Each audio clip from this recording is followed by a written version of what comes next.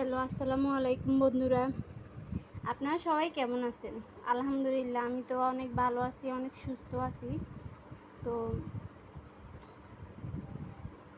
একসময় প্রথম ৩ মাস তো আমি একদম কিছুই খেতে পারতাম না। এখন শুধু খিদা পাই।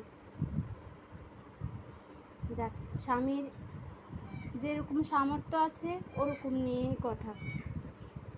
তাও সে আমাকে কখনো খাওয়ার কষ্ট দেয় না, পড়ার কষ্ট দেয় না, থাকার কষ্ট দেয় না।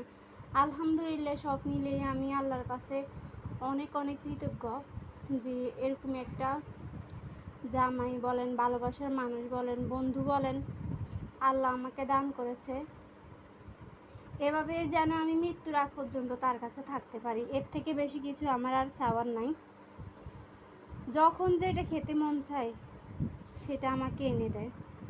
তো কালকে আমার পেয়ারা খেতে মন চাইছে, সে আমাকে এনে দিছে।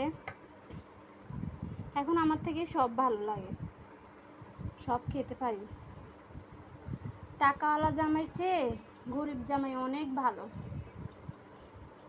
টাকাওয়ালা জামাই সবসময় বিলাসিতায় মজবুত থাকে, আর গরিব জামাই সবসময় মানসিক শান্তি দেয়, শারীরিক শান্তি দেয়। এর থেকে বেশি আর কী লাগে বলেন জীবনে?